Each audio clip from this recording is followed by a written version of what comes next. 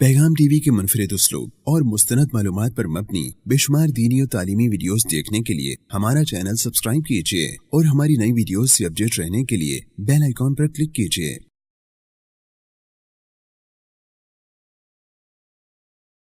अस्सलामुअलैकुम वरहमतुल्लाहि वबरकातुहू। जियो पाक ज़िंदगी इस प्रोग्राम के साथ एक बार फिर आपकी खिदमत में हाजिर हैं। अल्हम्दुलिल्लाह, अल्लाह रब्बुल इज़्ज़त का बारहा शुक्र है जो हमें अपनी ज़िंदगी की बेहतरी के लिए मिल बैठ के सोचने का और बातचीत करने का मौका देता है। इस प्रोग्राम में मेहमान ख़ुसूसी के तौर पर हमारे साथ शामिल हैं उस्ताज़ा निगहत हाशमी। जज़ाकल्लाह उस्ताज़ा, एक दफ़ा अल्हम्दुलिल्लाह आपने फिर हमें वक्त दिया और हम मिल बैठे हैं कि इन रमज़ान की बाबरकत सातों में हम अपने अमाल की तरफ और अपनी अमाल की क्वालिटी की तरफ और अपनी ज़िंदगी को बेहतर बनाने की तरफ कुछ कोशिश कर सकें, कुछ सीख सकें। जब भी हमें ये मौका मिलता है, अल्लाह रब्बुल इज़्ज़त का एहसान है कि ज़िंदगी में स्टेप बाय स्टेप हम आगे जाने की कोशिश ज़रूर करते हैं, ऐसे अमाल सीखने की कोशिश ज़रूर करते हैं जिससे हमारी ज़िंदगी और आखिरत दोनों बेहतर हो सकें। जियो पाक ज़िंदगी इसी तरह की कोशिशों का एक नया सिलसिला है जिसमें आपको रहनुमाई मिलने वाली है, कैसे आपका दिल, आपका दिमाग और आपकी सोच पाक रह सकती है। आखिर हर कोई पाक तो रहना चाहता है, प्योर लाइफ तो चाहता है, प्योर चीज़ों तो चाहता है। ज़िंदगी में पानी ही तो प्योर नहीं चाहिए, ज़िंदगी में अफ़कार भी प्योर चाहिए, ज़िंदगी में ताल्लुकात भी प्योर चाहिए, ज़िंदगी में सोचें भी प्योर चाहिए। तो अल्हम्दुलिल्लाह इस प्रोग्राम में, इस सीरीज़ में हम ये कोशिश करेंगे कि हम उस्ताज़ा से रहनुमाई ले सकें कि किस तरह से इंसान के मामलात प्योर हो सकते हैं, ऐसे मामलात जो अल्लाह रब्बुल इज़्ज़त के यहाँ उसके दर्जात को बुलंद करें और उसकी खुशनुदी का बाइस बने। हम ऐसी क्या अमल अपने अमाल में शामिल कर लें कि वो उसको पसंद आ जाए, बस हम वैसे बन जाएं जैसे उसको पसंद है। तो ये एक और नया सफ़र जो आज के दिन से हम शुरू करने जा रहे हैं जियो पाक ज़िंदगी के नाम से, इसमें बहुत ही ऐसे खूबसूरत मामलात होंगे। जैसे कि मैं पहले भी तारुफ़ करवा चुकी कि उस्ताज़ा इस प्रोग्राम में हमारे साथ मौजूद हैं। उस्ताज़ा जो कि एक दाइया भी हैं, एक मुसन्निफ़ा भी हैं, एक माँ भी हैं, एक उस्ताद भी हैं। अल्लाह रब्बुल इज़्ज़त ने इनके कलम से बहुत से ऐसे शाहकार सामने लाए हैं जिससे लोग बेहद फैज़याब होते हैं। सोचों की पाकीज़गी के लिए, किरदार की पाकीज़गी के लिए इनकी खदमात से सभी वाकिफ़ हैं।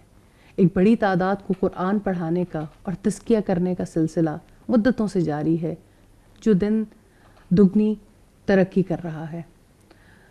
अल्हम्दुलिल्लाह कुरान के हवाले से, तफसीर के हवाले से, तज़किया के हवाले से, ज़िंदगी के डिफरेंट मामलात के हवाले से बहुत से ऐसे प्रोग्राम्स आप तक पहले भी पहुँचते रहे हैं और हमें अपनी ज़िंदगियों को खालिस करने का मौका मिलता रहा है। इस प्रोग्राम में हमारे साथ मुख्तलिफ मेहमान भी शरीक होते रहेंगे जिनके सवालों से वो फ़ायदा नसीब होगा कि हम और ज़्यादा बेहतर तरीके से अपनी ज़िंदगी को बेहतर बनाने के लिए जिन चीज़ों की ज़रूरत है उन पर बात कर सकें। बहुत सादगी के साथ, बहुत आसानी के साथ हम मुख्तलिफ चीज़ों पर बातें करते रहेंगे। मेरे साथ आज के प्रोग्राम में शरीक हैं, मेरी दाईं जानिब तशरीफ़ रखती हैं बुशरा नदीम साहिबा, अस्सलाम वालेकुम जी, तंजीला नौरीन साहिबा। इसी तरह से मेरे बाएं जानिब तशरीफ़ रखती हैं फ़रहीन नदीम साहिबा और अक्सा। इंशाअल्लाह हमारे इन साथियों की मौजूदगी में और उस्ताज़ा की रहनुमाई में हम इस काबिल हो सकेंगे कि हम ज़्यादा बेहतर अंदाज से सीख सकें। आज का सफ़र है निफाक से इखलास तक का। दो चेहरे किसी को भी पसंद नहीं है, कोई भी दो चेहरों वाली ज़िंदगी नहीं गुजारना चाहता। हर कोई चाहता है कि उसकी ज़िंदगी एक चेहरे वाली हो, वो सीधी राह चले। लेकिन फिर भी हम में से बहुत से लोग हैं जो हिपोक्रेसी का शिकार हो जाते हैं। एक सिचुएशन में एक तरह बिहेव करते हैं, सिचुएशन बदलते ही हालात बदल जाते हैं। उसका सब पहला सवाल जो आज मैं आपसे पूछना चाहती हूँ, ये हिपोक्रेसी है क्या, ये निफाक है क्या, निफाक कहते किसको है? दिल और ज़ुबान, अंदर और बाहर के मामलात का एक ना होना। ख़ास बात यह है कि इंसान के दिल के अंदर शर हो और ज़ुबान से खैर का इज़हार करें। یہ نفاق ہے. یعنی اندر چھپی ہوئی چیز اچھی نہیں ہے اور انسان اس کو اچھا بنا کر دوسروں کے سامنے پیش. لیکن جب اندر بھی چھپی ہوئی چیز اچھی نہ ہو اور زبان پہ بھی چھپی ہوئی چیز اچھی نہ ہو تو اس کو نفاق نہیں کہتے. اس کا مطلب اصل میں وہ یعنی جب تک آپ دوغلے پن کا شکار نہیں ہیں، دوغلا پن نفاق ہے. اور پھر آپ دیکھیں کہ جیسے ہم بہت اچھے خوبصورت اور بہت زیادہ اعلیٰ کوالٹی کے اعمال ہیں، جیسے آپ کی نماز ہے، روزہ ہے، صدقہ ہے، یہ ایسے اعمال ہیں جس میں شر کا کوئی امکان نہیں. لیکن اگر آپ وہ بھی اللہ کے لیے، اس کی خوشی کے لیے نہ کرنا چاہیں بلکہ اس کے ذریعے سے اپنے لیے عزت چاہیں تو اللہ کے یہاں وہ اعمال قبول نہیں ہیں. استاد یعنی جس کے اندر نفاق ہے اس کو منافق کہیں گے؟ اسے منافق کہیں گے. تو جو منافق ہے، جس طرح سے آپ نے جو ڈیفینیشن دی، اس کے مطابق آخر انسان کیوں چاہتا ہے کہ جو اس کے اندر نہیں ہے وہ پورٹری کرے؟ یعنی اچھا اندر نہیں ہے تو باہر وہ کیوں سب کو اچھا بن کے دکھانا چاہتا ہے؟ اس لیے کہ انسان عزت چاہتا ہے. وہ چاہتا ہے مجھے ایسی چیزوں پہ بھی عزت ملے جو یعنی میرا اس حق کو یہ نہیں. اندازہ ہے کہ عزت اسی راستے سے ملے گی. ظاہر ہے امیج بلڈنگ کے لیے. یعنی اچھے اعمال کا آئیڈیا تو ہے پھر کچھ منافق کو. ظاہر ہے کہ منافق ایمان تو رکھتا ہے اگرچہ ایمان کا حق وہ ادا نہیں کرتا، کیونکہ ایمان اس کے دل کے اندر نہیں اترا ہوا، نہ اس کے اندر وہ سمجھ ہے. اس وجہ سے اس کی زندگی میں ہمیں بہت زیادہ ڈسٹارشن نظر آتی ہے، سپلٹ پرسنالٹی. رسول اللہ صلی اللہ علیہ وسلم نے فرمایا آیت المنافق ثلاث، کتنی سادگی کے ساتھ نفاق کو واضح کر دیا. منافق کی 3 نشانیاں ہیں. جب وہ بات کرے تو جھوٹ بولے، بات زبان کا عمل ہے. جب وہ وعدہ کرے تو وعدہ خلافی کرے. جب اس کے پاس امانت رکھوائی جائے تو خیانت کرے. خیانت دل کا عمل ہے، اگرچہ اس میں انسان کے اعضاء بھی شریک ہو جاتے ہیں لیکن اصلاً دل خیانت کرتا ہے نا پہلے. اور جھوٹ زبان بولتی ہے لیکن دل بھی جھوٹا ہوتا ہے نا. اور یعنی وہ چاہتا کچھ اور ہے اور پریٹینڈ کچھ اور کر رہا ہوتا ہے.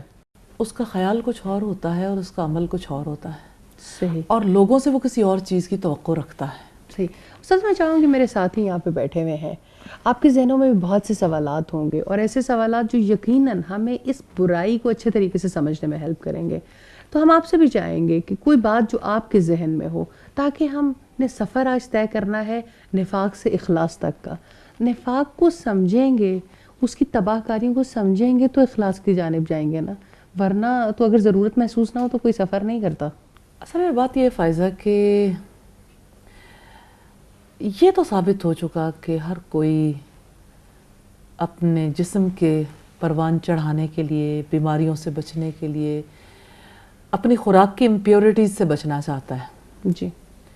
ماحول کی امپیورٹیز سے بچنا چاہتا ہے. ہم یہاں بیٹھے ہیں، کوئی مچھر کوئی مکھی برداشت نہیں کریں گے کہ کہیں بھی اگر ایسا کوئی سلسلہ ہوگا تو ظاہر ہے ہمیں نقصان پہنچ سکتا ہے.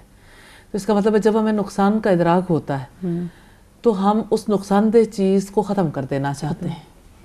ہم تو آرگینک فوڈز پہ جانا چاہتے ہیں تاکہ Organic زیادہ foods سے پہ زیادہ پیورٹی کی طرف جائیں. جی پیورٹی کی. آپ دیکھیں خالص فوڈز کے لیے ہر کسی کی کوشش ہے. مرچیں خالص کھائیں، نمک خالص ہو، آپ کی چائے کی پتی خالص ہو، گھی خالص ہو، آٹا خالص ہو، دودھ خالص ہو. دودھ خالص ہو. اور آپ دیکھیں کہ فکر کو خالص نہیں رکھنا چاہتے. فکر کہاں سے لیتے ہیں؟ آپ کی روح اگر آلودگی کا شکار رہے، پولوشن تو ہے نا، پولوشن ناپاکی کو ہی کہتے ہیں. صحیح. جی. استاذہ یہ منافق کے اندر ایسی کیا کمزوری ہوتی ہے کہ جس کی وجہ سے وہ یہ جانتے ہوئے کہ صحیح راستہ کیا ہے اور بظاہر ویسا بننے کی کوشش کرنے کے باوجود وہ اپنے اندر کو چینج نہیں کر پاتا؟ اس میں ایسا کیا فالٹ ہوتا ہے؟ اصل میں اس کے دل کے اندر یقین نہیں ہوتا. انفارمیشن اس کے پاس ہوتی ہے اور جب تک انفارمیشن یقین کے درجے کو نہیں پہنچتی اس وقت تک وہ ڈبل مائنڈیڈ رہتا ہے. استاد جو بات آپ نے کی کہ انفارمیشن ہوتی ہے تو انفارمیشن بھی آئی تھنک اوور لوڈیڈ ہوتی ہے. ہاں آپ کہہ سکتے ہیں اوور لوڈڈ یا بالکل ہی اوپر والے لیول پر، جیسے رسول صلی اللہ علیہ وسلم نے فرمایا کہ اس حصے تک ان کا وہ رہ جائے گا علم، حلق سے نیچے نہیں حلق سے نیچے نہیں اترے گا. تو اصل میں ان کے دل کے اندر وہ بات اتری بھی نہیں ہوتی. جیسے اللہ تعالیٰ کو نفع و نقصان کا مالک سمجھنا، اللہ تعالیٰ کو قادر مطلق سمجھنا، جیسے اللہ تعالیٰ کو اپنے اوپر نگران سمجھنا. انہیں لگتا ہے ہم اللہ تعالیٰ سے بھی چھپا سکتے ہیں جیسے لوگوں سے چھپا سکتے ہیں. ایکچولی اگر بیچ میں دیکھیں نا جا کے، تو اس کے دل کو یہ یقین نہیں ہوتا کہ اللہ تعالیٰ مجھے دیکھتا ہے اور مجھ سے حساب کتاب لے لے گا. اور اخلاص کے سفر میں اگر ہم دیکھیں تو نبی صلی اللہ علیہ وسلم سے حضرت جبریل علیہ السلام نے سوال کیا تھا، ما الاحسان، احسان کیا ہے، یعنی عبادت کا حسن کیا ہے.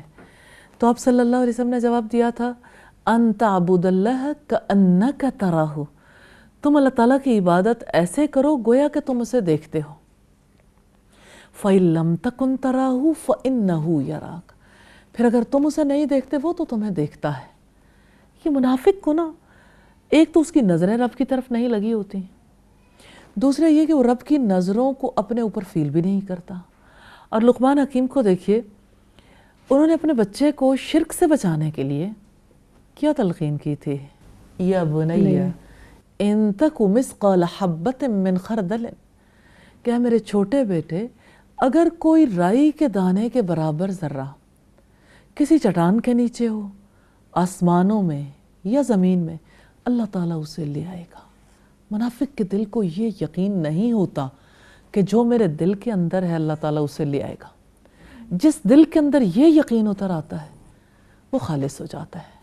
استاذہ جیسے آپ نے حضرت لقمان کی بات بتائی، یہ منافقت جو جنریشن تھرو جنریشن سرایت کر چکی ہے، we do not know even کہ یہ منافقت ہے، اس کی وجہ بھی علم کی کمی ہی ہے، کیونکہ یہ تو تعلیم دی ہی نہیں جاتی. بچوں سے بات اور گفتگو کا موضوع ہی یہ نہیں ہے. اصل میں ہمارا علم کا تصور بھی ٹھیک نہیں ہے. منافق کا پرابلم یہ ہے، اس کی عقل بھی خراب ہوتی ہے.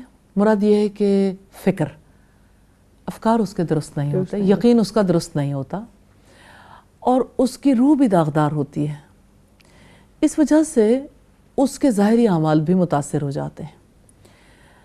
منافق کی زندگی میں اگر آپ دیکھیے تو اسے دل سے اللہ پاک کے دیکھنے پر، اس کے نوٹس لینے کا اور اس کے حساب کتاب لینے کا یقین نہیں ہوتا.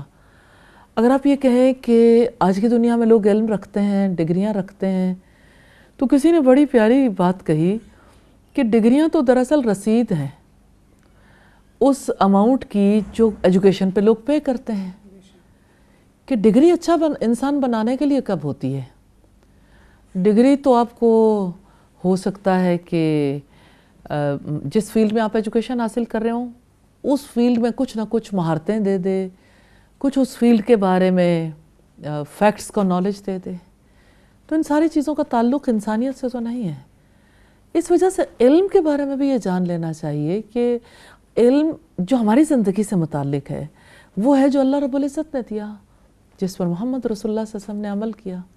تو پاک زندگی گزارنے کے لیے آپ نے بڑی اچھی توجہ دلائی کہ پاک زندگی گزارنے کے لیے بنیادی طور پر اس علم کی ضرورت ہے جو یقین بن کر دل کے اندر اترے. پھر وہ جیسے آپ پہلے بات کر رہے تھے کہ حلق سے نیچے نہیں اترتا، یعنی یقین نہ ہو تو علم وہ فائدہ نہیں دیتا. تو علم کے بعد جو یقین کا درجہ ہے ایمان کا درجہ ہے. اچھا، یہ بات آپ کر رہی ہیں بہت امپورٹنٹ ہے، لیکن ایک مختصر سے وقفے کے بعد کس علم کی ضرورت ہے جس سے تبدیلی آئے، اور علم یقین میں کیسے بدلتا ہے، اور یقین عمل میں کیسے تبدیلی لاتا ہے، یہ سب سیکھیں گے لیکن ایک چھوٹی سی بریک کے بعد. پروگرام میں ایک بار پھر خوش آمدید. استاذہ آپ بات کر رہی تھیں علم اور یقین کی، ہم بات کو وہیں سے دوبارہ شروع کریں گے. بات یہ کہ جو حقیقی علم ہے ہماری زندگی سے متعلق، وہی علم ہمارے اندر تبدیلی لے کے آ سکتا ہے، لیکن اگر اس علم پر یقین ہو. اور یقین یوں ہی صرف الفاظ کے ذریعے سے نہیں آ جاتا. الفاظ تو اس کے لیے یعنی ٹول ہے نا بنیادی طور پر. یہ جو بشرا آپا نے ابھی جس طرف توجہ دلائی، میں جاننا چاہتی ہوں اتنا بڑا لیک کیسے آ گیا. ہم آبویسلی سسٹم پہ بیٹھ کے تو بات نہیں کر رہے ہیں, لیکن وہ علم تو ہمارے کہیں کریکلم میں, نصاب میں شامل ہی نہیں ہے, جو علم آپ کے اندر تبدیلی لے کے آتا ہے, جو آپ کی یقین کی کیفیت کو بڑھاتا ہے, جو آپ کی زندگی کی کوالٹی کو بہتر کرنے کے لیے ضروری ہے. معذرت کے ساتھ نہ صرف یہ کہ نصاب میں شامل نہیں ہے, دا وے ٹو ڈیلیور اٹ میں بھی اس کی ٹریننگ نہیں ہے, ٹیچرس ٹریننگ بھی نہیں ہے, بیکاز نصاب کا پورشن نہیں ہے, اس کو پن پوائنٹ کیا ہی نہیں جاتا کہ how to you know what should I say کہ inculcate these qualities in the students. تبھی آپ نے کہا it's missed from generation to generation. یہ آج کی بات نہیں ہے, یہ تو ایک لمبے عرصے سے ایک مسنگ بھی آ گئی ہے. اصل بات یہ ہے کہ جب نظام تعلیم کے لیے مقاصد طے ہوتے ہیں تو ان مقاصد میں یہ طے کیا جاتا ہے, جیسے امریکن ایجوکیشنل سسٹم کے آبجیکٹیوز میں سے ایک آبجیکٹیو جمہوری انسان بنانا بھی ہے. تو ہمارے یہاں جو ہے وہ اچھا انسان بنانے کے لیے, اچھا مسلمان بنانے کے لیے کوئی مقصد ہی نہیں ہے. اس تعلیم کا مقصد اچھا انسان بنانا نہیں ہے. اور یقیناً حیرت ہوتی ہے کہ ہمارے ارباب اختیار نے اس بارے میں کبھی غور ہی نہیں کیا کہ ہم انسان کی اولادوں کو اور مسلمانوں کی اولادوں کو تعلیم دے کر بنانا کیا چاہتے ہیں. تو نیچرلی یہ تو صدیوں کا سفر ہے, اور پیچھے جھانک کے دیکھیں تو بہت کچھ ہے, لیکن ہم آج بھی کھڑے ہیں پیچھے سے, یعنی ماضی ہمارا کیا ہے اور جانا ہم نے کہاں ہے. جو ہو چکا وہ تو ہو چکا نا. وہ پنجابی میں کہتے ہیں ڈلیاں بیراں دا کچھ نہیں گیا. تو ہم یہیں سے سٹارٹ کر لیں کہ اب جب یعنی ہم اس دور میں بیٹھے تو ہمیں آگے کی طرف دیکھنا ہے کہ اب ہمیں کیا کرنا ہے. تو دور کوئی بھی ہو, وہ حضرت نوح کا دور ہو یا محمد رسول اللہ صلی اللہ علیہ وسلم کا دور ہو یا آج کا دور, نفاق تو دور ہو سکتا ہے لیکن یقینی علم کے ساتھ. جس جنریشن نے, جس سے ہم بات کریں, جس جنریشن نے سارا بچپن یہ سنتے ہوئے گزارا ہو من کی مان اور کھا لے پی لے جی لے, تو اس جنریشن کے پاس جب علم آ بھی جاتا ہے تو وہ یقین کیسے ان کو آتا ہے کہ اچھا اللہ تعالیٰ کی مرضی سب سے بڑی ہے؟ یہ یقین کی سٹیج کیسے آتی ہے؟ بات یہ ہے کہ انسان ہمیشہ کے لیے تو اس جہان میں نہیں آیا. انسان کو اپنی موت سے, اپنے جانے سے یہ یقین نصیب ہو سکتا ہے. آپ یہ دیکھیے کہ کسی کی ڈیتھ کے موقع پہ ٹھنڈی ٹھنڈی لہریں کیوں سب کے بدنوں میں اتر آتی ہیں اور سب لوگ اچانک بہت زیادہ تکلیف میں کیوں آ جاتے ہیں؟ ریالٹی ٹچ, حقیقت کا ادراک ہوتا ہے. اور ساری زندگی تو لوگ کہتے ہیں کہ فلاں کام کیا تو لوگ کیا کہیں گے, لوگ کیا کہیں گے, اور جب کوئی فوت ہوتا ہے تو لوگ کہتے ہیں انا للہ و انا الیہ راجعون. تو زندگی میں سبق تو اتنا ہی ہے کہ ہم اللہ کے ہیں اور ہم نے اس کی طرف لوٹ کے جانا ہے. تو یہ سبق مشکل نہیں ہے, آسان ہے. اور قبرستانوں کی آبادیاں ہمیں یہ سبق دیتی ہیں کہ کوئی بھی ان گھروں کے اندر سدا بسا نہیں ہے, جانا تو ہے. تو کل بھی محمد رسول اللہ صلی اللہ علیہ وسلم نے اسی طرف توجہ دلائی تھی. آپ صلی اللہ علیہ وسلم نے فرمایا لذتوں کو توڑ دینے والی موت کو یاد کرو تو تم ہنسو بہت کم اور رو بہت زیادہ. تو یہ ادراک ہے, اور آپ صلی اللہ علیہ وسلم نے مکی زندگی میں یہ احساس دلایا, اور انسان کو اس کے پاؤں تلے کی زمین اس کی کھینچی نہ جائے نا تو انسان اکڑتا ہے, فرعون بن جاتا ہے, اور کسی بات کو قبول کرنے کے لیے تیار نہیں ہوتا. لیکن انسان کو جب یہ پتہ چلتا ہے کہ ایک جھٹکا اس زمین کو اور کائنات کو برباد کر دے گا, تو وہ اپنی جگہ تلاش کرتا ہے, بھاگ کے کہاں جاؤں. اور مجھے قرآن حکیم کی اس آیت کے حوالے سے یہ محسوس ہوتا ہے کہ یہ آیت اپنے بارے میں غور و فکر پر مجبور کرتی ہے. یا معشر الجن والانس, اے جنوں اور انسانوں کے گروہ, ان استطعتم ان تنفذوا من اقطار السماوات والارض فانفذوا لا تنفذون الا بسلطان. اے جنوں اور انسانوں کے گروہ, اگر تم زمین اور آسمان کے کناروں سے نکل کر بھاگ سکتے ہو بھاگ دیکھو، تم نہیں بھاگ سکتے اس کے لیے بڑا زور چاہیے۔ تو انسان کو اللہ تعالیٰ نے ایسی جگہ پہ لا کے کھڑا کر دیا ہے جہاں وہ سوچنے کے لیے مجبور ہے، کیا مجھے سدا زندہ رہنا ہے؟ میں کہاں سے آیا ہوں؟ مجھے کہاں جانا ہے؟ آج ہم سے زیادہ اس سوال کا جواب گورے تلاش کر رہے ہیں، ظاہر ہے وہ بھی انسان ہے، کیونکہ ان کے اندر عقل بھی تو ان کے پاس بھی ہے کہ وہ بھی اس چیز کی تلاش میں ہے کہ آخر ہمیں زندگی میں بھیجا کس مقصد کے لیے گیا تھا، اور زیادہ سے زیادہ جس نتیجے پہ پہنچتے ہیں وہ سیلف اسٹیم اور سیلف ایکچولائزیشن جیسی تھیوریوں بنا بیٹھتے ہیں۔ لیکن اللہ رب العزت کتنی پیاری بات کہتے ہیں۔ فائز، آپ کو یاد ہوگا جب ہم آئی بی اے میں بیٹھے ہوئے تھے جی بالکل بالکل، اور ڈاکٹر شاہد قریشی نے ہمیں ہارورڈ کی ریسرچز کے حوالے سے ہم سے بات کی کہ کس طرح سے ایک صاحب کے بارے میں کہ جو ہارورڈ میں پڑھاتے تھے، جب انہیں کینسر ہو گیا تو انہیں ریئلائزیشن ہوئی کہ میں نے اتنی کمپنیز کو ایڈوائز کیا، میری وجہ سے اتنی کمپنیز دنیا کی ترقی کرتے رہیں، اور آج جب میں اس مقام پر پہنچا ہوں تو میں اکیلا ہوں۔ تو آپ دیکھیں کہ ہارورڈ والوں نے تو اسی چیز کو رواج دینے کی کوشش کی ہے کہ گریو یارڈ پریکٹسز کروائی جائیں۔ آپ جو بھی بات کر رہی تھی رسول اللہ صلی اللہ علیہ وسلم کے ارشاد کے حوالے سے تھے کہ لذتوں کو توڑ دینے والی موت کو یاد کیا کرو، اصل تو وہی چیز ہے، اپنے کریکلم میں شامل کر چکے ہیں کہ آپ اسٹوڈنٹس کو لے کے جائیں گریو یارڈس میں اور گریو یارڈ پریکٹس کروائیں، اور وہاں جا کے سوچیں کہ آج آپ یہ ہیں، کل آپ اس حالت میں ہوں گے، آپ زندگی میں کیا کرنے آئے اور اپنے کیا معاملات، لیکن حق کو نہیں پاتے۔ یہی تو ریئلٹی ہے نا۔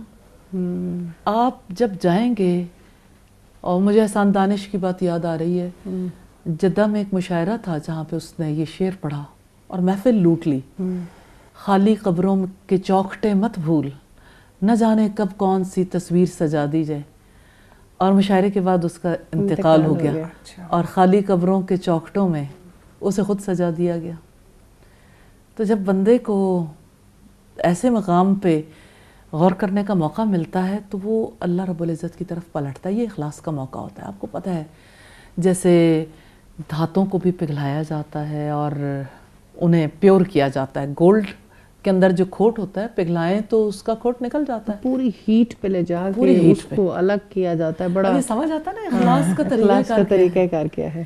استاذہ کیا ایسا بھی ہوتا ہے جیسے آپ نے کہا کہ نفاق جو ہے یعنی زبان اور دل میچ نہیں کرتے، لیکن جب ہمارا عمل زبان اور دل سے سیم ہو جائے اور پھر ہم یہ چاہیں کہ اچھا یہ کام تو ہم نے اللہ کی خاطر کیا، پھر ہم کسی سے اس کا تذکرہ نہ کریں، اس کو چھپا کے رکھیں، تو یہ کیسا عمل ہے؟ بات یہ ہے کہ نفاق سے اخلاص تک جانے کے لیے اللہ پاک نے اتنا پیارا نظام دیا ہے۔ جیسے آپ کلمہ شہادت پڑھتے ہو اور آپ مسلمان ہوتے ہو تو سب سے پہلی چیز جو آپ پر فرض کے طور پر عائد کی گئی وہ آپ کی نماز ہے۔ تو بات یہ ہے کہ ہماری جو عبادات ہیں اس سے ہمیں اخلاصی تو سکھایا گیا۔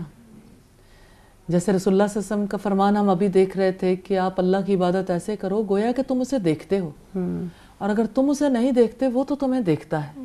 تو نماز، ہر نماز، دن میں 5 نمازیں اخلاص کے لیے ہیں۔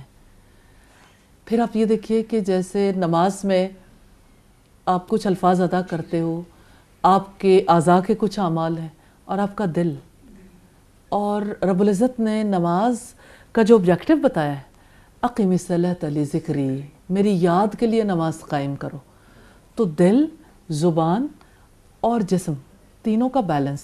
اور اگر ہم بیلنس دیکھنا چاہیں تو سجدہ کتنی بڑی بات ہے۔ رب العزت نے فرمایا واسجد واقترب، سجدہ کرو اور قریب ہو جاؤ۔ تو سجدے جو ہیں بہرحال ہمیں انا پرستی سے، نفس پرستی سے، تکبر سے نکالتے ہیں۔ سجدے کی حالت میں انسان کس طرح سے اپنی پیشانی بھی رکھ دیتا ہے، اپنی ناک بھی رکھ دیتا ہے، سجدے کی حالت میں انسان گھٹنے ٹیک دیتا ہے اور ہر چیز کا رخ قبلے کی طرف ہو جاتا ہے۔ یہ اخلاص ہے، اخلاص کا پورا منظر ہے۔ اور پھر اگر آپ دیکھیں اپنے روزے کی طرف تو روزہ بھی اخلاص سکھاتا ہے۔ جیسے آپ روزہ رکھتے ہیں اور کھانے پینے کی دیکھنے کے احساس کے ہائیسٹ لیول پہ پہنچ جاتے ہیں، ہائیسٹ لیول پہ، ہائیسٹ لیول پہ جتنی بھی عبادات ہیں۔ اور اس میں ریئلائزیشن بہت ہے نا، عمومی طور پر آپ کو یہ فیلنگ نہیں ہوتی کہ آپ کے دل میں اللہ تعالیٰ کے دیکھنے کا احساس اتنا شدید ہے، لیکن روزے میں یہ شدت اختیار کر جاتا ہے۔ جیسے روزے کی حالت میں آپ کے پاس ساری نعمتیں ہوں اور تنہائی بھی ہو, آپ کو ضرورت بھی ہو, آپ کو شدت کی پیاس اور بھوک لگی ہو, پھر روزہ کیوں نہیں توڑتے؟ استاذہ جیسے میں نے پہلے کہا تھا نا کہ generation through generation we are ignorant about نفاق, اور بتایا ہی نہیں گیا اس کے بارے میں آگہی. یہی بات ہے کہ روزہ ایک ایسی عبادت ہے رائٹ فرام دا بگننگ, ٹھیک ہے, اس میں ایسا نہیں ہوگا کہ کسی باشعور جس بالغ پر فرض ہے اس نے اس میں سب کوئی نعمتیں موجود ہونے کے باوجود اس میں کھا لیا, چھوٹا بچہ بھی نہیں توڑتا, نہیں تو کیوں؟ It is taught. نہیں, میں سمجھتی ہوں اس سے زیادہ بڑی بات ہے. جی, نبی صلی اللہ علیہ وسلم نے فرمایا کہ اللہ تعالیٰ فرماتے ہیں الصوم لی وانا اجزی بہ, روزہ میرے لیے, میں ہی اس کی جزا دوں گا. کوئی عبادت ایسی نہیں جس کے بارے میں اللہ پاک نے یہ فرمایا ہو کہ نماز میرے لیے ہے, یا اسی طرح سے حج میرے لیے ہے, یا جہاد میرے لیے ہے, لیکن الصوم لی, روزہ میرے لیے ہے اور میں ہی اس کی جزا دوں گا. تو بات یہ ہے کہ نماز کے لیے تو کہلوایا گیا, لیکن یہ بات بھی تو سکھائی گئی نا. ماں جب ہمیں چھوٹے ہوتے ہوئے یاد ہے سکھاتی تھیں, بیٹا بڑا اجر ہے, اللہ دیکھ رہا ہے, اس بھوک کو برداشت کرو, اللہ کے لیے برداشت کرو. اتنی بات سکھانی آسان ہے نا. نماز کے لیے ذرا اللہ دیکھ رہا ہے والی بات, وہ کوئی جیسے میں اگر اللہ دیکھ رہا ہے والی بات دیکھیں تو نبی صلی اللہ علیہ وسلم نے بھی اتنی بات کہی ہے کہ اللہ دیکھ رہا ہے, یا تم اللہ کو دیکھ لو یا یہ سوچ لو کہ اللہ تعالیٰ, یعنی ہر عمل میں اگر اللہ دیکھ رہا والی بات سمجھ آ گئی, روزے میں بھی تو یہی بات ہوتی ہے نا کہ اللہ دیکھ رہا ہے اس لیے روزہ نہیں توڑتے. تو یقین آتا ہے, علم تو وہاں پہ انفارمیشن کے ساتھ یقین. اچھا, پھر اور دلچسپ بات یہ آپ کے اخلاق کی درستگی کے لیے یہ روزہ کتنا زبردست کردار ادا کرتا ہے. رسول اللہ صلی اللہ علیہ وسلم نے فرمایا کہ جس نے روزہ رکھنے کے باوجود جھوٹ بولنا نہیں چھوڑا, اللہ تعالیٰ کو اس کے بھوکا پیاسا رہنے کی کوئی ضرورت نہیں. تو بھوک پیاس تو ریئلائزیشن کے لیے ہے نا, تاکہ ہم لرن کریں, ہم سیکھ جائیں. اب جب یعنی آپ صبح صادق کو روزہ رکھتے ہو, غروب آفتاب پہ افطار کر دیتے ہو, اور رمضان کے بعد آپ کے لیے فری ماحول ہے, آپ روزے میں تو کھا پی نہیں سکتے, خواہشات پوری نہیں کر سکتے, لیکن مغرب کے بعد سے لے کے سحری تک پھر اجازت ہے, اور رمضان کے بعد کلی اجازت ہے. تو دراصل کھانے پینے کی چیزیں تو حلال ہیں, کھانے پینے کی چیزوں پر پابندی نہیں ہے. اس پابندی کے ذریعے سے دراصل یہ مطالبہ کیا گیا کہ اگر تم میرے کہنے سے حلال چیزیں چھوڑ سکتے ہو تو حرام بھی چھوڑ سکتے ہو. بے شک. تو اس میں سے سب سے بڑی چیز جو ہے وہ ریاکاری ہے. یعنی ریاکاری جو ہے اللہ کے رسول نے کہا شرک اصغر ہے, کہ آپ اللہ کی خوشی کے لیے نہیں, کسی اور کی خوشی کے لیے, چاہے وہ اپنی خوشی ہو, چاہے دوسروں کی نظروں میں مقام پانا ہو, پھر وہ عمل کرو. تو ناخالص ہو گیا نا جذبہ. تو ہمیں کب اچھا لگتا ہے کہ ہمیں ہمارے ساتھ لوگ جو ہیں وہ ناخالص ہو کے ملیں. ہمیں بھی تو سچے جذبے چاہیے. اور ماں کی توجہ اگر ایک بچے کی طرف ہو تو دوسرا بچہ فوراً موڈ آف کر لیتا ہے کہ آپ زیادہ اس کی طرف توجہ دیتے ہیں. تو مطلب انسان کتنا زیادہ جذبوں میں بھی اخلاص چاہتا ہے نا, کہ ہمارے ساتھ کس طرح کا معاملہ رہے. تو اللہ پاک نے کس طرح سے عبادات کے ذریعے سے بندے کو خالص ہونے کا موقع دیا. اور پھر اگر دیکھیں تو حج اور عمرے کے لیے کہا وَأَتِمُّ الْحَجَّ وَالْعُمْرَةَ لِلَّهِ, کہ حج اور عمرے کو اللہ کے لیے پورا کرو. تو اللہ پاک کو تو وہ عمل چاہیے جو اللہ کے لیے ہو. اور سچی بات یہ ہے کہ نیت سے اخلاص آتا ہے. ہر دفعہ نیت کرنے کی بہت ضرورت ہے. ہر عمل پر بار بار اپنے اندر جھانکنا, رجوع اللہ, ہر نیت, ہر موقع پر رجوع اللہ. اور وہ تبھی ہوگا جب اللہ سے اتنی محبت ہوگی, کیونکہ جس سے محبت ہو وہ دل میں اٹکا رہتا ہے اور اس کی جانب انسان دیکھتا ہی رہتا ہے. اور پھر یہ کہ اس کی عظمت کا احساس نہ ہو تو پھر اس کی خاطر کون کوئی عمل انجام دے سکتا ہے. استاد یہ بات آپ نے خوب کہی, یہ بات تو درست ہے.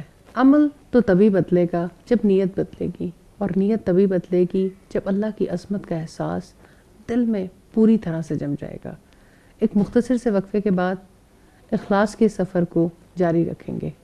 چھوٹی سی بریک کے بعد دوبارہ حاضر ہوتے ہیں. پروگرام میں ایک بار پھر خوش آمدید. استاذہ بات ہو رہی ہے نفاق سے اخلاص تک کی. اخلاص کی خوبیاں کیا ہیں؟ جب بندہ خالص ہو جاتا ہے تو وہ کیا خوبیاں ہیں جو اس میں جھلکتی ہیں؟ سب سے پہلی بات تو یہ ہے کہ انسان اپنے لیے نہیں جیتا. کتنی بڑی بات کہی آپ نے. اور اپنی خوشی اور اپنی مرضی بڑی نہیں رہتی. جیسے نبی صلی اللہ علیہ وسلم نے فرمایا ذاق طعم الایمان, اس نے ایمان کا مزہ چکھ لیا. من رضی باللہ ربا، جو اللہ کے رب ہونے پہ راضی ہو گیا، وبالاسلام دینا، اور اسلام کے دین ہونے پر، وبمحمد نبی رسولہ، اور محمد صلی اللہ علیہ وسلم کے نبی اور رسول ہونے پہ راضی ہو گیا. تو دراصل انسان کی زندگی کو جو سب سے زیادہ ناخالص کرتی ہے چیز، وہ اپنی مرضی ہے. یہ دین ہے نا، دین ہے آج کا. تو آج تو ایسا دور ہے جہاں پہ بڑی سادگی کے ساتھ ہر ایک کو یہ سکھا دیا گیا کہ اللہ کی خوشی نہیں، اپنی خوشی کے لیے جیو. من کی مانو. من کی مان. آپ کو ایک بوتل پلا کے آپ کا دین بدل دیا جاتا ہے. تو جو انسان اپنی خوشی کو ہی سب کچھ سمجھے، وہ حریص ہوگا، بخیل ہوگا، اس کا اخلاق کہاں سے درست ہو سکتا ہے؟ سدا ہمارے بچوں کو سکھا دیا گیا کہ اپنی مرضی، یہ میری لائف ہے، it's my life, it's my, مطلب میری چوائس ہے. لیکن مطلب اب ان کو اگر آپ اللہ کی بات کرتے ہیں تو سم ٹائم وہ بھی ان کے لیے مشکل ہو جاتا ہے، ان معصوم ذہنوں کے لیے، کہ ہم کیسے کسی کی مرضی کے مطابق زندگی گزار سکتے ہیں.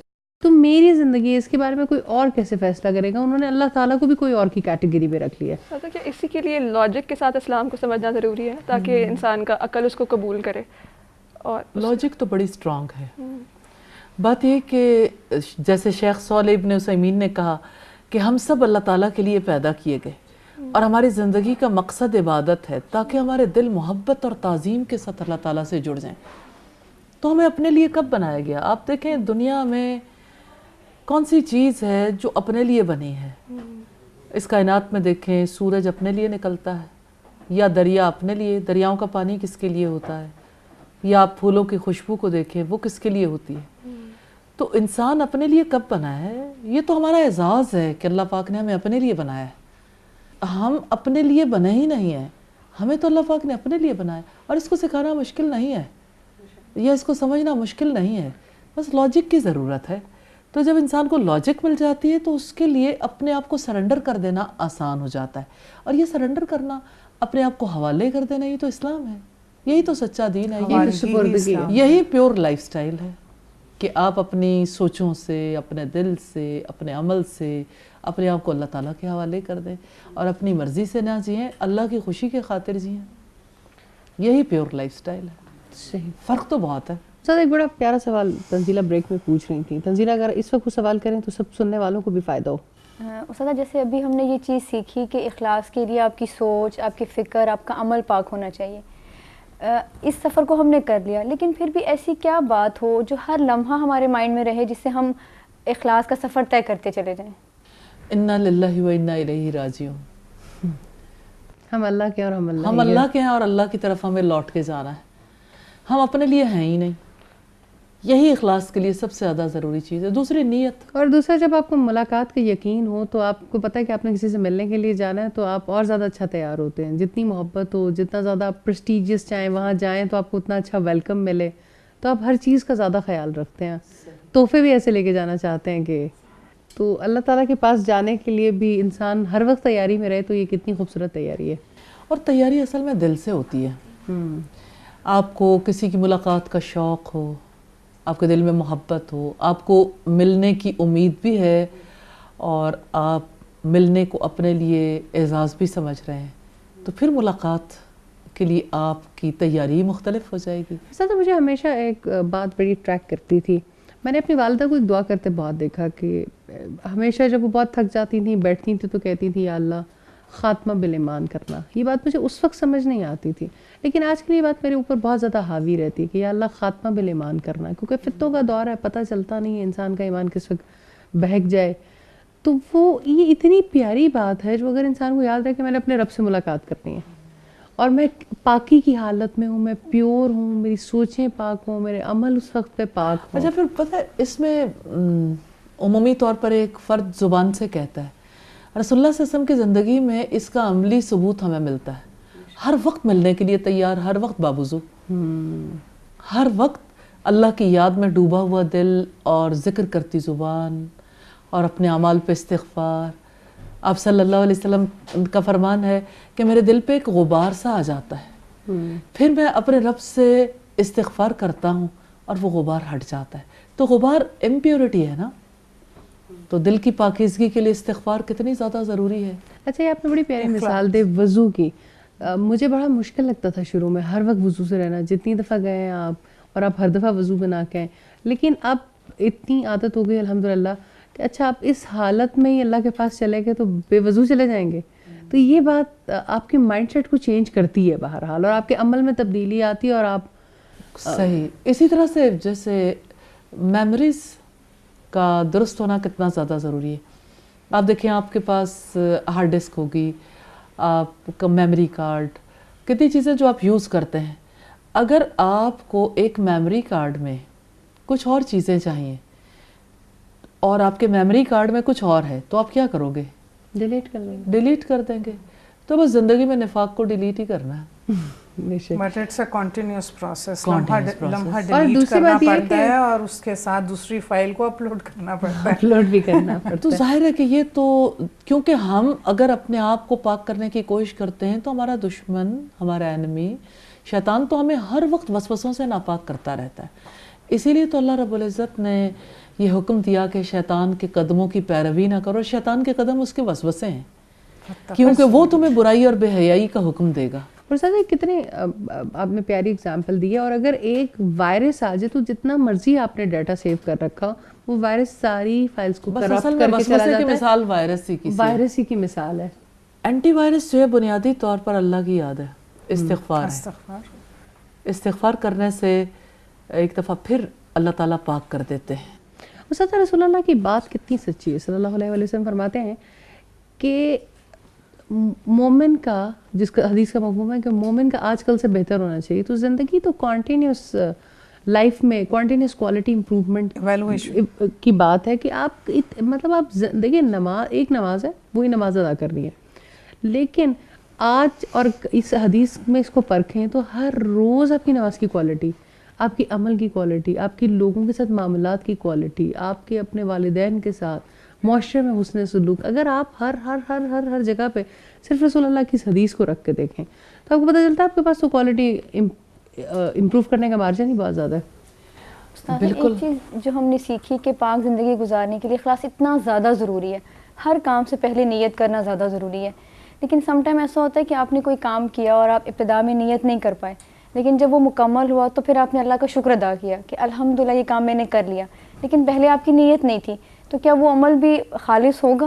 کیونکہ ابتدا میں تو نیت ہی نہیں تھی. درمیان میں کر لی تو اللہ پاک خطاؤں سے درگزر کرنے والے ہیں. جب یاد آئے تو کر لیں. اور بات یہ ہے کہ اسی کے ساتھ میں یہ ضرور بتانا چاہوں گی کہ بعض اوقات ایسا ہوتا ہے کہ انسان اپنی زندگی میں نمازیں بھی پڑھتا ہے، روزے بھی رکھتا ہے، صدقہ و خیرات بھی کرتا ہے، لیکن کوئی اس کا عمل ایسا ہوتا ہے جو اس کے سارے اعمال کو زیرو کر دیتا ہے. جانتے ہیں وہ کون سا عمل ہے؟ بے حیائی. سب سے بڑی امپیورٹی. بے حیائی کا کوئی ایک بول جو آپ سنیں، آپ کی زبان کرے، آنکھ دیکھے، آپ کے دل میں کوئی چیز ایسی بس جائے. اور جیسے رسول اللہ صلی اللہ علیہ وسلم نے فرمایا کہ انسان کے سارے اعضاء زنا کرتے ہیں، اور آپ نے اس کی پوری ڈیٹیل بتائی، اور پھر یہ سارے کام ہو چکتے ہیں تو شرمگاہ اس کی تکمیل کر دیتی ہے. تو بے حیائی کی وجہ سے انسان کی ساری نیکیاں، ہر چیز وائرس زدہ ہو جاتی ہے. اور سب سے بڑی امپیورٹی یہ ہے. اور جیسے سورہ الاعراف میں آتا ہے کہ آدم کے بچوں، کہیں ایسا نہ ہو کہ شیطان اسی طرح سے تم پر سے لباس اتروا دے جیسے تمہارے آباء سے اتروائے تھے. تو اصل میں جو منافقت آئی ہے نا اور جو دوغلا پن آیا ہے زندگیوں میں، وہ بے حیائی کی وجہ سے زیادہ آیا. حیا کو ترک کر دینے کی وجہ سے.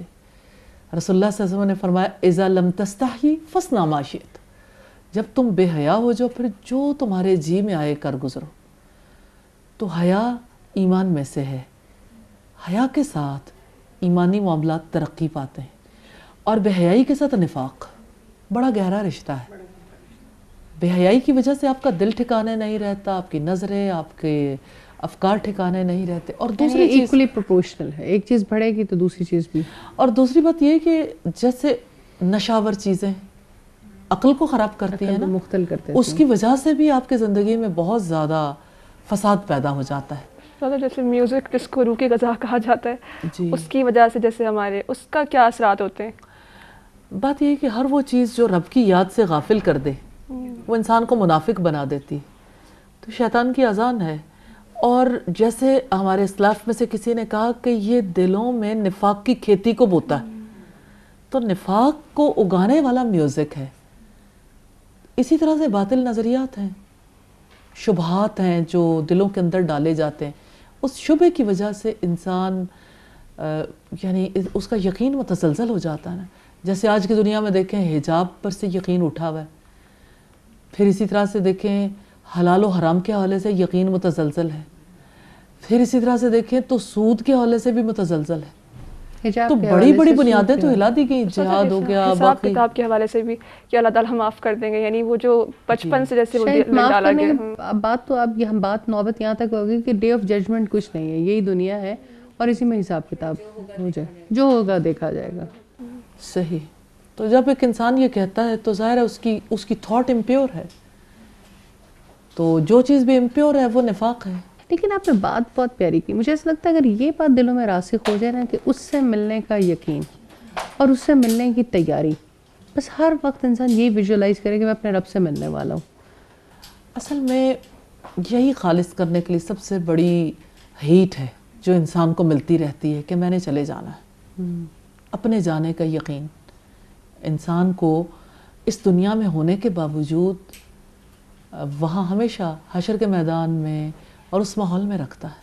اور وہ ماحول اپنے ذہن کے اندر رکھنے کی وجہ سے انسان خالص ہوتا رہتا ہے. صحیح. اور دوسری بات اگر یہ بھی ذہن میں رکھیں کہ اللہ تعالیٰ نے ہمیں اپنے لیے پیدا کیا, تو یہ بہت زیادہ دل کو اللہ تعالیٰ سے جوڑنے والی. اور پھر یہ کہ اللہ تعالیٰ نے کیونکہ ہمیں اپنے لیے اتنی محبت سے پیدا کیا, اس لیے ہمارے لیے خود لائف سٹائل دی ہے, کیونکہ اللہ تعالیٰ جانتے ہیں کہ ہماری عقل اور ہماری روح اور ہمارے جسم کے لیے بیسٹ کیا, کس طرح سے ان کا بیلنس ہو سکتا ہے. الحمدللہ. صحیح. تو بنیادی طور پر یہ ہے کہ نفاق سے بچنے کے لیے علم ناگزیر ہے اور سمجھ بہت زیادہ ضروری ہے. اللہ کے اسماء و صفات کا علم, اللہ کے کلام کا علم, محمد صلی اللہ علیہ وسلم کی سنت, آپ کے طریقہ کار کا علم, اور اس کے بعد یقین ہے. علم کی وجہ سے یقین دل کے اندر اترتا ہے. پھر اگلی چیز عمل ہے. عمل تبھی خالص ہوتا ہے. کے ساتھ استاد بھی ناگزیر ہے. یہ تو درست بات ہے کہ انسان یوں ہی تو نہیں سیکھ سکتا. یہ تو ٹرائیوکا ہے نا. جی. اگر آپ کے پاس نصاب بھی ہو اور آپ سیکھنے والے بھی ہو تو بغیر استاد کے کیسے سیکھو گے؟ اللہ پاک ایسے ہی کتاب آسمان سے نازل کر دیتے. تو رول آف ٹیچر کو ہم مائنس تو نہیں کر سکتے. اور ایک گروپ کا ہونا بھی ضروری ہے, ورنہ اللہ رب العزت اپنی کتاب میں کیوں فرماتے ہیں وَاعْتَصِمُوا بِحَبْلِ اللَّهِ جَمِيعًا؟ کیونکہ آپ تواصل بالحق, تواصل بالصبر کرتے ہیں ایک دوسرے کو. ایک کو سمجھ نہیں آتی, کبھی دوسرے کو سمجھ نہیں آتی. جیسے آج ہم مل بیٹھے ہیں اور مل بیٹھ کے ایک بات کو سمجھنے کی کوشش کر رہے ہیں, تو یقیناً یقین میں بھی زیادہ اضافہ ہوا ہوگا, لیکن سمجھ کی پرتیں بھی ہر دفعہ جب آپ اس پہ بات کرتے ہیں تو اور سمجھ. اصل میں دین تو یہی ہے نا, ان ھذہ تذکرہ. یقیناً یہ تو نصیحت ہے. آپس کی گفتگو میں, آپس کے معاملات میں جب سامنے آتا ہے اور سب لوگ یہ سمجھتے ہیں کہ یہ ہماری زندگی ہے اور ہم سب کی زندگی جو ہے وہ ایک ہی مقصد کے لیے پیدا کی گئی اور ہم ایک ہی راستے کے مسافر ہیں, تو پھر سفر آسان ہو جاتا ہے ہمراہیوں کے ساتھ, ہم سفروں کے ساتھ. الحمدللہ. اور اس طرح سے بیٹھنا اور بیٹھ کے ہر دفعہ تذکرہ کرنا, اللہ کو یاد کرنا اور اپنی اعمال کی بہتری کے لیے اور اس کی کوالٹی کو بہتر کرنے کے لیے اور اپنی لائف کو بہتر کرنے کے لیے سوچنا, یقیناً یہ تمام چیزیں بہت نفع دیتی ہیں. اور رب العزت نے جیسے فرمایا نا کہ جیسے پاک اور ناپاک کبھی برابر نہیں ہو سکتے, تو الحمدللہ ایک پاک مجالس ہے اور ناپاک مجالس کیسے برابر ہو سکتی ہیں؟ اگرچہ ناپاک کی کثرت تمہیں کتنی ہی عجیب لگے. تو دنیا میں جو لوگ اپنی تھاٹس کو, اپنی سوچوں کو پاک کرنے کی کوشش کرتے ہیں, اپنی دل کی عبادات کو پاک کرنے یعنی دل کے معاملات کو پاک کرنے کی کوشش کرتے ہیں اور اپنی روح کو پاک کرنے کے لیے کوشش کرتے ہیں, جسمانی طہارت کے لیے کوشش کرتے ہیں, تو اللہ پاک انہیں اس دوغلی زندگی سے بچا لیتا ہے, دو چہروں سے. اور پھر یہ ہے کہ ڈبل سٹینڈرڈز سے نکال کر اس کو سکون عطا کرتا ہے. اخلاص سے ہی سکون نصیب ہوتا ہے اور اخلاص والی زندگی پاک زندگی ہے. بے شک. جزاک اللہ استاذہ. میں اپنے تمام مہمانوں کو بھی بہت شکریہ ادا کرنا چاہتی ہوں اور میں آپ کی بھی بہت زیادہ شکر گزار ہوں. اللہ تعالیٰ ہم سے قبول کرے. آمین آمین. کہ آج ہمیں ایک دفعہ پھر بیٹھنے کا موقع ملا اور آپ نے ہمیشہ کی طرح ہمیں بہت خوبصورت انداز سے سمجھایا. اللہ رب العزت اگر نہ چاہے تو ہم تو یہ چاہ بھی نہیں سکتے کہ ہم پاک زندگی گزاریں. یہ اس کا احسان ہے, یہ اس کا کرم ہے کہ اس نے ہمیں موقع دیا ایک بار پھر مل بیٹھنے کا, تذکرہ کرنے کا, نصیحت حاصل کرنے کا, کہ ہم سوچیں تو صحیح کہ ہمیں کیسی لائف گزارنی ہے. ہم بہت سے اسٹڈیز کرتے ہیں لائف سٹائل مینجمنٹ کے نام پر, لیکن حق تو اسی سے سیکھنے کا ہے جس نے زندگی کا مالک ہے, جس نے یہ پیغام دے کے, یہ زندگی دے کے ہمیں زمین پر بھیجا ہے. سمجھ نہیں آتی کہ اس کے علاوہ کون ہے جو بہتر لائف سٹائل مینجمنٹ سکھا سکتا ہے. یہ اللہ کا احسان ہے کہ اسی طرح سے ہر نئی قسط میں, ہر نئی مجلس میں ہم زندگی کے ایک اہم پہلو کو سیکھیں گے, اور آپ ہمارے ساتھ انشاءاللہ اللہ رب العزت کی توفیق سے رہیں گے. انشاءاللہ اگلے پروگرام میں اگلی کسی اور بات کے ساتھ حاضر ہوں گے. جب تک کے لیے اجازت دیجیے. السلام علیکم ورحمۃ اللہ وبرکاتہ. پیغام ٹی وی